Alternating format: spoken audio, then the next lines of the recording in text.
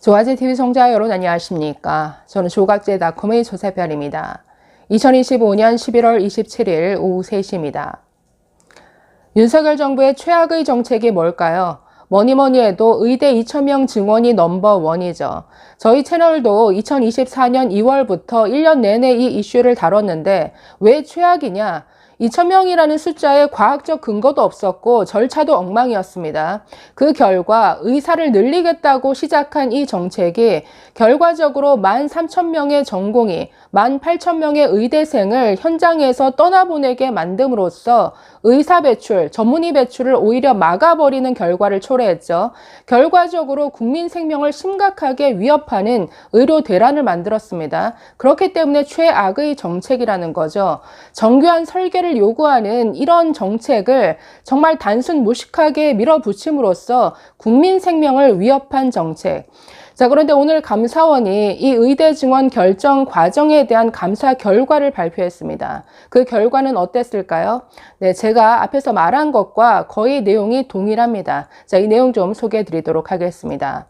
자, 오늘 감사원이 의대 증원 결정 과정에 대한 감사 결과를 공개했는데 자, 한마디로 2,000명이라는 숫자에 과학적 근거가 전혀 없었다라는 겁니다. 그리고 절차도 잘못되었다. 그리고 윤석열 대통령 한 사람으로부터 비롯된 정책이었다라는 게 핵심입니다. 2,000명이라는 숫자 자체가 대통령의 요구에 꽤 맞추어진 숫자였다라는 거죠. 그래서 화끈한 거 좋아하는 윤석열 대통령의 요구에 맞춰져서 500명이 1,000명이 되고 1,000명이 2,000명이 되었다라는 게 오늘 감사 결과의 주요 내용입니다. 자, 여러분이 의대 2,000명 증원이라는 이 정책은 우리나라 의사가 부족하다는 데서 출발했죠. 2035년이 되면은 우리나라 의사 수 10,000명이 부족해질 것이다. 그래서 해마다 2,000명씩 5년 동안 총 10,000명의 의사를 늘리겠다라는 게 이 정책의 핵심이었습니다. 그런데 여러분 우리나라 의사 수 부족한 나라 아닙니다. OECD 통계 중에 인구 1,000명당 의사 수만 가지고 의사 수 부족하다라고 강변해 왔는데 아니 외래 진료 건수라든가 회피 가능 사망률 등등 다른 모든 통계와 종합해서 보면 우리나라처럼 의사를 쉽고 편하게 만날 수 있는 나라도 없습니다. 여러분 집 밖에 나가면 전부 널린 게 병원이잖아요. 감기 들거나 어디 찢어지거나 부러지거나 했을 때 여러분 얼마든지 병원에 갈 수 있습니다. 동네 나가기만 하면 내과, 정형외과 다 있죠. 다 전문의들입니다.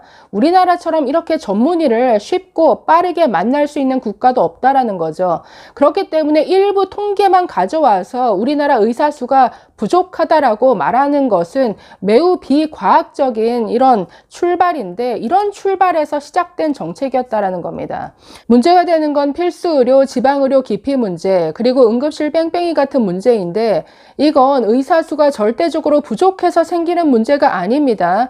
의사들이 그쪽 분야로 가지 못하게 만드는 제도의 문제가 있는 것인데 이걸 의사 수를 늘리는 것으로 해결하려고 했으니 완전히 진단도 처방도 잘못된 정책이었다라는 거죠.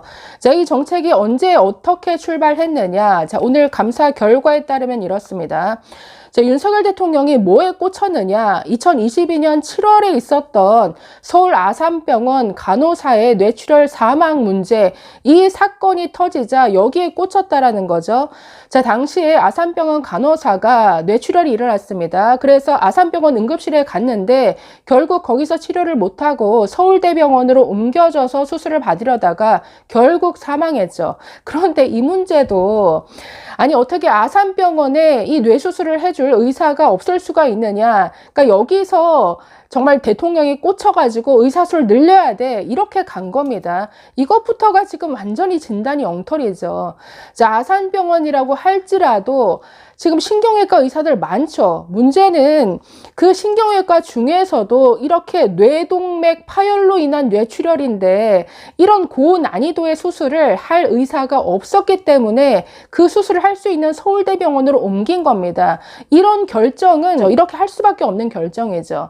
원래 원래 아산병원에도 뇌동맥류 파열 시 머리를 열어서 뇌동맥을 묶어버리는 클리핑 시술이라고 하는데, 이걸 할 수 있는 의사가 2명 있었다라고 하는데, 당시 공교롭게도 한 명은 해외 연수에 가 있었고 한 명은 다른 지방에 가 있었다라고 합니다. 그렇기 때문에 당장 그 시술을 할 수 없었기 때문에 서울대병원으로 전원을 한 것이죠.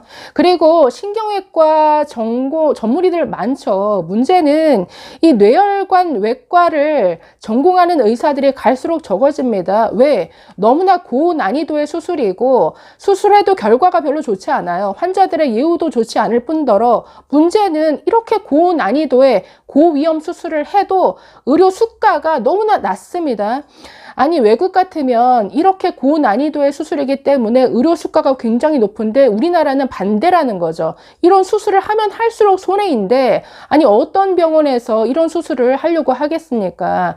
자, 그래서 이런 문제의 원인을 자세히 들여다보면 이거는 그 분야의 어떤 시술이나 처치, 점점 이걸 할 수 있는 의사를 줄이게 만드는 제도의 문제인데, 의사가 없어서 그래. 의사 수 늘리면 되겠지. 아무리 늘려보십시오. 이 세부 전공을, 이 뇌혈관 치료를 하는 의사가 늘어나겠는가. 자, 그렇기 때문에 일단 출발부터 엉터리입니다. 자, 그래서 이 아산병원, 이 간호사 이 사건에서 출발해서, 의사 수 늘려야겠어. 이런 생각을 했다라는 거죠. 그래서 복지부에 의사 수를 늘리는 안을 가져와라. 자, 그래서 조규용 복지부 장관은 2023년 6월에 보고를 합니다. 1년에 500명씩 6년간 총 3,000명을 늘리겠다. 이 안을 보고하는데, 자, 윤석열 대통령, 화끈한 거 좋아하는 윤석열, 1년에 1,000명 이상은 늘려야 된다. 이런 취지로 말했다라는 거죠. 자, 500명이 1,000명이 됩니다. 자, 감사원 어떻게 말했냐면, 대통령 반응이 1,000명 이상으로 해야 하지 않냐라고 나오니까 1,000명으로 했고, 그래서 더 늘리라고 하니까 이제 늘리라고 하는 거에 맞춰서 근거를 찾기 시작했다라는 겁니다. 자, 그래서 완전히 거꾸로죠. 자, 현상을 먼저 살펴서 지금 의사가 부족한지, 의사를 늘려야 될 상황인지, 현상을 가지고, 현실을 가지고 진단하는 게 아니라 늘려야겠어. 목표치 정해놓고 거기에 꽤 맞춰서 거기에 맞는 보고서만 찾아다녔다라는 거죠. 자, 그래서 조규용 복지부 장관 2023년 10월 6일에 또다시 보고하게 되는데, 2025년부터 2027년까지는 1년에 1,000명씩, 2028년에는 2,000명을 늘려서 4년간 총 5,000명을 증원하겠다, 이렇게 보고합니다. 자, 그런데 또 화끈한 거 좋아하시는 윤석열 대통령, 묻고 더블로가 결국 5,000명이 아니라 2035년까지 10,000명을 늘리는 안이 최종적으로 나중에 정해지게 되는 거죠. 자, 여기에 지금 근거로 제시가 되었던 게 3개 보고서가 있죠. 서울대 홍윤철 팀 보고서, KDI 보고서, 그리고 보건산업연구원. 아니, 이 3개 보고서, 여러분 시중에 의사수 추계하는 연구 논문, 의사수 부족하다라는 것뿐만 아니라, 아니다, 거꾸로 2035년이 되면은 오히려 의사수가 더 남아 돈다, 완전히 반대되는 보고서도 있습니다. 그런데 윤석열 대통령이 이만큼을 요구하니까 거기에 맞춰서 꽤 맞추다시피 하는 취사 선택한 보고서만 가지고 이런 정책을 만들어냈다라는 거죠. 그러니 얼마나 현실을 무시한 이런 정책입니까? 그리고 이 결정 자체가 거의 대통령과 대통령실을 중심으로 흘러갔다라고 감사원은 발표했는데, 자, 이관섭 전 대통령실 정책실장이 여기 끼어듭니다. 아니, 이분 경제학 전공이죠. 거의 산업통상부에서 관료 생활을 했는데 이분이 의료에 대해서 뭘 안다고. 자, 이분이 끼어들어서, 자, 2035년까지 부족한 의사 수가 16,000명이다 라고 보고하는 조규용 장관에게 그냥 2,000명을 한 번에 늘리겠다, 단계적 증언이 아니라 2,000명 한 번에 늘릴게요, 이렇게 보고하라 라고 훈수를 뒀다라는 거죠. 자, 그래서 결국 여기에 정진석 그 비서실장까지 가세해서 2,000명 일괄 증언, 네, 이렇게 발표하게 됩니다. 아니, 이 과정 자체가 완전히 엉망이죠. 여러분이 의사 숫자를 늘리는 건, 우리나라 의대 교육은 일반 교육과는 완전히 다르죠. 국민 생명, 사람 생명을 다루는 의사를 길러내는 교육 과정입니다. 그렇기 때문에 정말 아주 정교하게 세팅이 되어 있어야 하고, 아주 아침부터 밤 늦게까지 정말 타이트한 교육 과정이죠. 그리고 6년 동안 배우지 않습니까? 이뿐 아니라 생명을 다루는 이런 교육 과정이기 때문에 관련된 시설, 장비, 기자재, 의대 교수진, 그리고 당연히 실습할 수 있는 여건이 되어야 되죠. 실습 여건은 병원이죠. 병원 시설도 갖추어져 있는 이런 의대여야 의대 교육을 할 수가 있습니다. 자, 그런데 2월 6일 날 2,000명 일괄 증원안 여러분 발표 보시면 정말 경악할 만한 이런 결과였죠. 충북 의대 같은 경우에는 정원이 49명이었는데 4배가 늘어났습니다. 갑자기 50명이던 미니 학교가 200명으로 늘어났습니다. 이건 제가 뭐에 비유하냐면 50명 정원인 버스에다가 200명 태우는 것과 똑같다라고 제가 말합니다. 사고가 나죠. 교육이 안 됩니다. 완전히 이건 돌팔이 양성밖에 안 되는데, 이런 결정이 바로 이 의대 2,000명 증원이었다. 그렇기 때문에 최악의 정책이었다. 결국 윤석열 대통령 머릿속에서 나온, 화끈한 거 좋아하는 윤석열 대통령 때문에 이런 단순 무식한 정책이 나왔고, 그 결과 어떤 일이 벌어졌는지 여러분 1년 넘게 다 보셨잖아요. 현장에서 정말 우리나라 어떤 의료 현장의 가장 밑바닥을 담당하던 전공의들이 다 떠나갔습니다. 전공의들 없이 의대 교수들끼리 남아있는 전문의들끼리 이 상급 종합병원, 나머지 병원들 굴러가려니까 여기저기 구멍이 나죠. 그러면 결국 환자 생명이 위협받는 건데, 거의 환자 생명이 위협받는 상황을 1년 넘게 방치한 게 이 윤석열 정부였습니다. 결국 계엄 과정에서 전공의들을 처단하겠다, 이런 보고령까지 나왔었죠. 그러니 이게 얼마나 정말 단순 무식한 최악의 정책이었느냐. 자, 그래서 오늘 감사원 결과는 사실 우리가 뻔히 다 알던 내용을 재확인하는 이런 내용밖에 안 되는데, 문제는 이런 결과를 초래한 이런 사람들에 대한 엄중한 문책이 있어야 된다라는 거죠.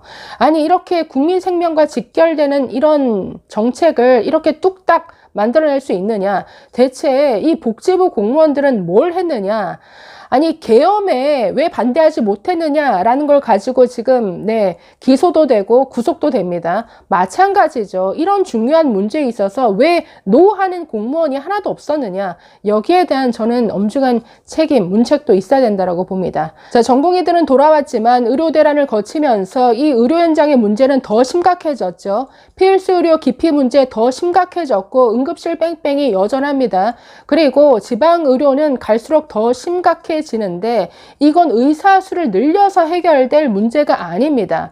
의료 수가를 현실화해주고, 지금 사법 리스크가 정말 의사들을, 필수 의료를 더 기피하게 만드는 아주 심각한 원인이 되는데, 이 사법 리스크 문제, 그리고 여러 가지 필수 의료 지원하는 이 문제, 아주 다방면으로 정말 정교하게 설계되어야 할 분야가 바로 이 의료 분야인데, 그건 전문가들에게 맡겨야죠. 의사들과 의사단체들과 정말 전문가들이 모여서 머리를 맞대고 논의해서 정책을 만들어내야지, 공공의료가 됐든 지역의사제가 됐든 이렇게 단순 무식하게 밀어붙이는 이런 의사결정 체계, 다시는 되풀이되지 않기를 바랍니다. 감사합니다.